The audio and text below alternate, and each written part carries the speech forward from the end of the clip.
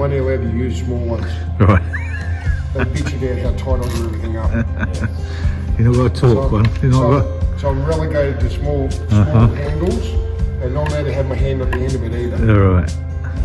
Well, welcome to a new Dave's Classic Garage Tours video. And that's red there on the tools. Just one of the gang assembled by former Australian Defence Force Leopard tank crewman Cameron, owner of South Gippsland Tank Adventures down my way in Wanyip, Gippsland, or as I'm now calling it, God's Country.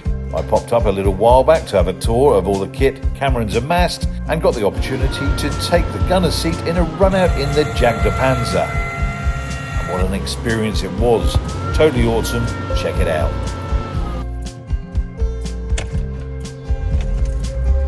Right.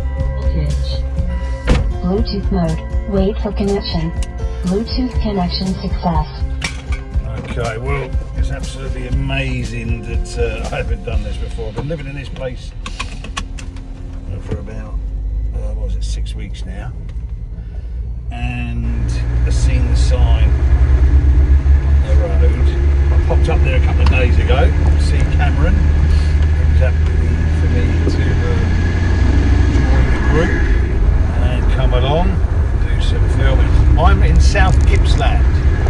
What you'll see on this road trip, like I said, about a 20-minute drive there, is in temperate rainforest. Oh, and a bit bumpy, that's why you've gone skew-with. Proper road here before we get back onto the gravel. Temperate rainforest, so lots of ferns. Honest to God, well, as you'll see in a second, you're going to think we're in dinosaur country. David Attenborough is going to be, or was it Morgan Freeman maybe, talking about a brontosaurus crossing my path. Anyway, have a little look at the drive, and I'll see you there soon.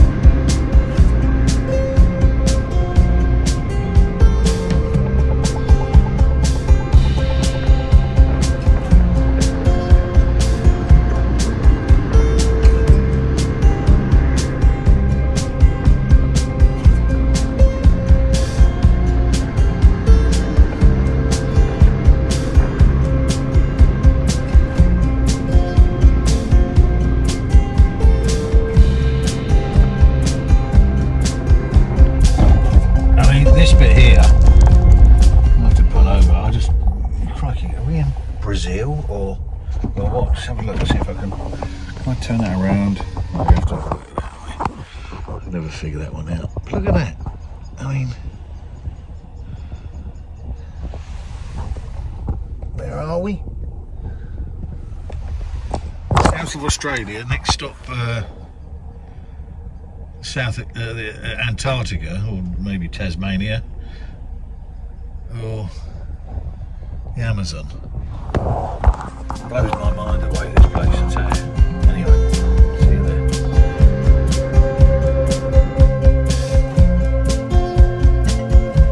Hello. What's this? Hello. Who's this to greet me, eh? Who's this? Who's this? Where's your mate? Oh, you're gonna... Hello. Hello. Get away then. You're gonna let me out? Come on, let me out. Come on, let me out. Hey. We're here. So Cameron, the engine's in. Any troubles putting it in, or just usual? The usual bullshit. Yeah, all right. Midnight? Yeah. I thought you said it was a 25-minute affair. Oh, yeah. That's our limit. Oh, right. Oh, okay. Got one of these old girls. Uh-huh. This is all about changing a drag engine to a street car. Right. Right.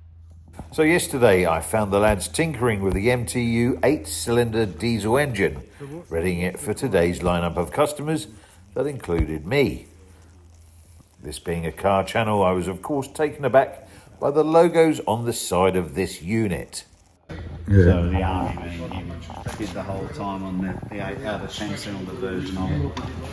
So this is the smaller baby version. Isn't that right, Red? These are 2 cylinders. Yeah. 2 puppies are gone. We call it the baby. The baby. So how many cylinders, how many litres? 8 cylinders. 8 cylinders. What CCs would it Liters be? was, I'm not sure. They're 400 brake. Yeah. 400 brake, okay. Where's the top on this one? No, There's no turret, no turret. Yeah, see Oh. the gun at the front? Oh, right. Oh yeah. Yeah. So it's a 90mm. Yeah, that's a big one. So it's built for killing Russians. Yeah. When you come along for a tank tour in South Gippsland, you not only get a run out in one of the tanks on the collection, but a full-on in-depth tour of all the exhibits on display with the hugely knowledgeable Daniel, who kindly gave me a one-on-one walkabout of this amazing place. The first question that's just come to mind, Daniel. Daniel shows everyone. Oh, actually, I better give you a microphone. Just do one of them. There you go. First question comes to mind is how many litres of fuel does this place get through over the course of the year? An unfathomable amount. The Centurion is about 20 litres to start the engine. Are you serious? It's just a primate. 860 odd litres of fuel get you about 37 miles off the road if you're lucky. If it wants to do that at least. Right. That would be something Cameron might not even want to consider. No, right, okay. Wow. Yeah. 20 litres just to get going. Yeah, that's what. The V10 of these is 5 litres to start it, and in the first minute it's gone through 10. That's the V10, that's the V8, so it's a bit less. And what's the so what capacity is the tank on one of these things? The Centurion or the Kanone? Yeah, this one. Sorry, what's the name of this one? Kanone and Jagdpanzer. Radio, the pan. Okay. Jagdpanzer, Kanone. That's the one we know. Jagdpanzer, Kanone and Jagdpanzer, Kajapa. There's been many different interpretations. Yeah, How the hell to say it, because it's German, you can swap it around. This has got the Mercedes engine. It would Yeah. be the same as a truck over the same era. That engine is a truck engine. Ah, yeah. Right. So if you look it up, it's an MT500. And yeah, it comes up as being a truck engine. Rightio. It's just it's got the transmission is Bolted. bolted to that. Yeah. So you could bolt a truck transmission. And how many men would be in this crew? Just 4, but it's actually got 5 seats. Right. Because it is Germans have put another seat in there to be luxurious. Right. There's a lot more room inside of that fighting vehicle compartment than there would be in a turreted vehicle, so they've got at least a little bit of convenience, because when you're gunning, you're sitting on the gimbal mount of the gun. It's going to be bloody uncomfortable off-road. Yeah. And you have another seat in the side of the hull, so you can actually see outside the vehicle. You can see it on the front. There's an additional periscope. The original Jagdpanzers from your World War II would only have forward vision for most of the crew. That would be the gunner and the driver only. And then the commander would have the cupola up there. In the Kanone and Jagdpanzer being built 20 years after the war, Hanemark realized the problems of the previous generations and thought, well, it might be a good idea to put more vision into the vehicle. So they put a lot more periscopes in so you can actually bloody see things. Hence there's an additional seat, which is just for the gunner to move around. Why no turret on this one? What's the design philosophy behind this one? The philosophy is, and just out of convenience, guns take a lot of space to put in. A lot of the turret interior is just recoil, Right. dampening equipment. It was Australia kind of developed that kind of stuff in World War II because we got bored and played on heavy artillery. We taught the British how to do it, which then they built that, Yeah. of course. So in the early stage of the World War II tank development, if you want a really big gun, it's not going to fit into a standard, normal 1930s, reasonably sized tank. The Tiger 1 is the size it is to fit the gun in. The Germans didn't have well, they had to work within the Treaty of Versailles. They didn't have the advanced equipment that Britain and France and America would tend to have access. So things are a lot more streamlined in Allied vehicles, you can argue in some contexts, than German vehicles. Right. The Germans just got rid of the turret and put a 75mm gun in. That is the Stug, or assault gun, Sturmgeschütz A, or Stug Alsterrang A. Noticeably 75mm, whereas the Centurion would be... Oh, that's just the World War II version. Yeah. But that led the development of this vehicle. Right. This vehicle actually has a bigger gun than the Centurion, but it's not as powerful as it. This is a 90mm gun made by Rheinmetall. Oh, the Centurion is an 83.4mm ordnance quick-firing 20-pounder. yeah. It's got a higher muzzle velocity. It's just a better gun in performance. Whereas this is a medium kind of velocity gun. Okay. Not that powerful in terms of muzzle velocity, but it fires mostly high explosive based ammunition. High explosive anti-tank fin stabilizer, shaped charge. The copper cone is inverted, turns into a projectile and pushes its way through armor. It is insanely high velocity. It is for armor piercing, this. This is, yeah, it's going to face tanks the majority of the time. Yeah. But like anything with a gun, if the need arises, it'll just shoot a high explosive shell at squishy things called human beings when they get too close. Right. Kids So did got the they gun. actually... So this is a Cold War... Yes, 1965 is the transmission and the hull date of this vehicle. Yeah. And then 1967 is when the gun was put in. Okay, okay. Are they still seeing active service, or...? No. The Kanone Jagdpanzers are the stereotypical German or stereotypical Cold War vehicle that didn't do anything because it's the Cold War. Yes. Whereas behind you have the Centurion, which is that stereotypical tank that did everything in the Cold War. Right. The Kanone Jagdpanzers never went into anger. Okay. They were used by Belgium as well. Yeah. Then in the 80s and 90s, they would be de-gunned and they would put missiles in, and that is a Raketenjagdpanzer. Jaguar is what they're known as. They have missiles instead of the gun. There's also a version without the gun called a Beobachtturmpanzer, which is just an armoured observation post, which is probably what this hull was, which is why there's a difference between the gun and the hull dates. You just take the gun off and this plug stays there, and that's it. It just stays interior-wise Kanone hull, just without the gun, to turn it into the observation post to guide the gunnery in. Right, yeah, right. So this So is just going probably back what to that this is. Centurion then, that's a... What year was this one? This one in particular, likely built in 1948, 1949. Right. So the first come out, The first ever use in anger was Korea, 1950, 1953, and they've been used, you can argue they're still being used. Okay. The South African Defence Force has the Olifant Mark II Beta main battle tank. If you strip it down, it's still going to be a Centurion hull and turret. Yeah. Everything else is very much, it's like the tank of Theseus. Changed so many times, is it really the original or not? That is up to your own interpretation. So with this seen action in... Both Centurions, these two, both served in Vietnam. Oh, right. They were in the first... These particular mod... These two in the shed Oh, wow. did go to Vietnam. Yeah. They're the stereotypical Vietnam versions, Mark 5/1 long range. Long range fuel tankers, the Centurion's got an awful fuel range. Yeah. Up armoured with 44mm of additional armour. Type B barrel for the fume extractor on their guns, just so you get all the fumes out of the turret. It makes it a little bit more livable and convenient.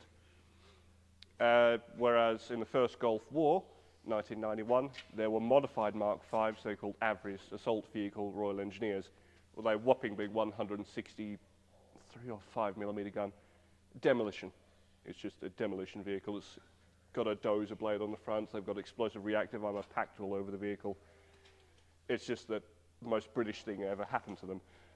Two of them blew up when someone tried to make some tea. Yeah. They were resupplying the vehicle, petrol engine, the fumes got into the past the firewall, someone tried to make a cup of tea and with the boiling vessel, spark, boom, everyone ran. Wow. It's an infamous event, but the single most British explosion that's ever happened. Unreal. Well, that's most definitely a British experience. Very much so. Yeah. But other than that, Centurions have been actually really, really astoundingly successful. They are Britain's greatest tank. There's no getting over that. I don't say something's the best ever, because the best is too subjective. But greatest, that's grey enough area, and no other British tank has ever been as remotely successful as Centurion in every context of any tank. Design-wise, history, what it did. It kind of showed everyone how to build tanks, and that's what the Centurion is. It's like I need to quintessential change my one. saying. When I see Melburnian drivers hesitantly trying to come through a gap that could fit in my terminology, a chieftain, I need to change it to a Centurion. Because Cameron was quite dismissive of the chieftain. Apparently, not the. I mean, I don't know whether it was something out of the top trumps cards or something like that, but it was didn't quite fit the build, I believe. Yeah, there's quite a few sayings about Chieftain. It's the world's best tank if it breaks down into fortified position. Right. It's got a horrible engine. The Leyland L60 is atrocious. Everything else on the Chieftain was bloody fantastic. Excellent gun for its time period, excellent armour. Theoretically, they didn't go into active combat, so you don't know the battle records. Yeah. But the engine was absolutely god-awful. Right. Leyland L60, it's a Leyland engine, need more be said. Yeah. It's an opposed diesel. It's too complicated. It's finicky, fiddly. A product of, well, the way I put it, a whole bunch of yes ministering went on. Oh, right, okay. Too many, familiar. Yes, too many interdepartmental committees. Radio, I gotcha. You can't just reorganise the entire defence of the realm just like that. The British playing by the rules of NATO and thought it might as well make it multi-fuel diesel, whereas everyone else and then said, we're just going to make it diesel. Right. Make things easy. Right, yeah. Okay. And it was also just to make sure it fit in the vehicle. Chieftain's hull is lower than this. Reclined driver's seats, you have to make sure the engine's even more compact than this. Right. Which is why I couldn't put a Rolls-Royce Meteor in there. Right. Aha, now, yes, so Meteor. This is the Spitfire engine. Yes, and everything else. Right, yeah.